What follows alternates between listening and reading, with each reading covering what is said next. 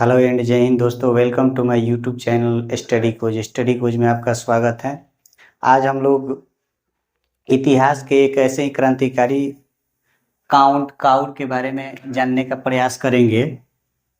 Cavour कौन था, ठीक है। इसके विषय में हम विशेष जानने का प्रयास करेंगे। कौन था, कहाँ का रहने वाला था, उसका जन्म कब हुआ, किस फैमिली में उसका जन्म हुआ था, प्लस उसका एक्टिविटी क्या रहा इटली के अंदर, कहाँ का रहने वाला था, ठीक है। तो इसके लिए हम लोग पहले क्वेश्चन को यहाँ पे लिख लिए हैं। स्टेप बाय स्टेप समझने का प्रयास करेंगे और बहुत ही विस्तार से समझने का प्रयास करेंगे, ठीक है। तो इसमें हम लोग देखेंगे कि काउंट काउर का जन्म जो था 1801 ईस्वी में पिडमोंट के सामंत साइकिल बेंसी के घर हुआ था। साइकिल बेंसी के घर हुआ था। उसने ट्यूरन के सैनिक एकेडमी से शिक्षा प्राप्त की थी। अपनी शिक्षा प्राप्त करने के पश्चात वह सेना में इंजीनियर के पद पे नियुक्त हुआ। इंजीनियर के पद पे यानी कि शिक्षा जब वो प्राप्त कर लिया तो उसके बाद में वो क्या हुआ कि सेना के पद पे यानी इंजीनियर, सेना में इंजीनियर के पद पे नियुक्त किया गया। परंतु अपनी उदारवादी नीति के कारण, वो उदारवादी नीति के कारण क्या किया कि 1831 ईस्वी में 1831 ईस्वी में उसने सेना पद से त्याग पत्र दे दिया, यानी कि रिजाइन दे दिया। बोला कि हम जॉब नहीं करेंगे, त्याग पत्र दे दिया और अपनी जमींदारी कार्य में जमींदारी कार्य संभालने लगा। अपना जो जमींदारी कार्य था, जमींदारी का मतलब आप लोगों को समझ में आ रहा होगा कि जमींदार यानी कि जिसके पास जमीन जायदाद ज्यादा होता है, उस कार्य को संभालने में लग गया। 1847 में उसने इल रिसीजमेंट नामक पत्र लिखना शुरू किया। 1847 में एगो पत्र लिखना चालू किया जिसका नाम था इल रिसर्जमेंट, ठीक है। इल रिसर्जमेंट नामक पत्र लिखना शुरू किया। इस पत्र में इटली के एकीकरण के संबंध में कई लेख लिखा। वो पत्र जो लिखना स्टार्ट किया था, उस पत्र में इटली के एकीकरण को लेकर के, इटली के एकीकरण के विषय को लेकर के बहुत सारे लेख उसने लिखे। 1848 में वो सर्डेनिया पिडमोंट के सांसद का सदस्य चुना गया।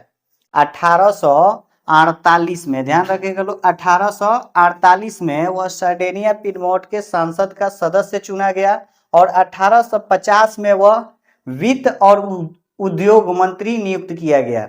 यानी कि सर्डेनिया पिडमोंट में उसको वित्त यानी कि पैसा वैसा का लेन देन जो होता है, जितना भी आप लोग का फाइनेंशियल डिपार्टमेंट होता है, उसका रख रखाव करने वाला जो वित्त मंत्री होते हैं, वो वित्त और उद्योग मंत्री नियुक्त किया गया। तथा 1852 में वह प्रधानमंत्री नियुक्त किया गया। 1852 में वो वहां का प्रधानमंत्री नियुक्त किया गया और 1861 तक इस पद पर कार्यरत रहा। 1861 तक उस पद पे काउंट काउर जो था वो कार्यरत रहा और इटली के एकीकरण में बहुत ही अहम भूमिका निभाया था। इसलिए इटली का मस्तिष्क यानी कि दिमाग कहा जाता है किसको?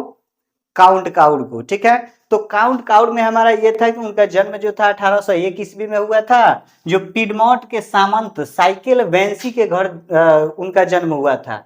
उसने ट्यूटन के सैनिक एकेडमी से शिक्षा प्राप्त की थी और शिक्षा प्राप्त करने के बाद वो क्या किए कि सेना में इंजीनियरिंग के पद पर नियुक्त कर दिए गए। परंतु अपनी उदारवादी नीति के कारण उन्होंने वो त्याग पत्र दे दिया, यानी कि रिजाइन दे दिया और अपनी जमींदारी संभालने लगे। 1847 में उसने बल इल रसीजमेंट नामक पत्र लिखना शुरू किया। इस पत्र में इटली के एकीकरण के बारे में बहुत सारे लेख लिखे।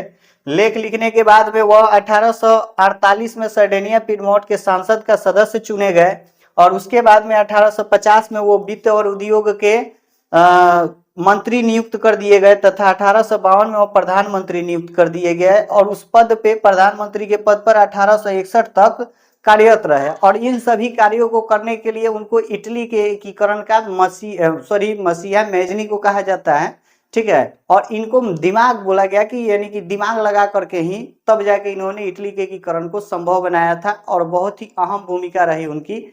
तो आज हम लोगों ने जाना काउंट काउर के विषय में कि उनका कौन थे। बेशक हमारा क्वेश्चन था कि काउंट काउर कौन था, उसके कार्यों के बारे में वर्णन नहीं करना था, इसलिए हम काउर के बारे में ही ज्यादातर बेसिकली इस क्वेश्चन में चर्चा किया है। नेक्स्ट अगर कोई क्वेश्चन ऐसा आता है तो हम फिर क्वेश्चन लेकर के आएंगे और उसको सॉल्व करेंगे, ठीक है। आज के लिए इतना ही। जय हिंद।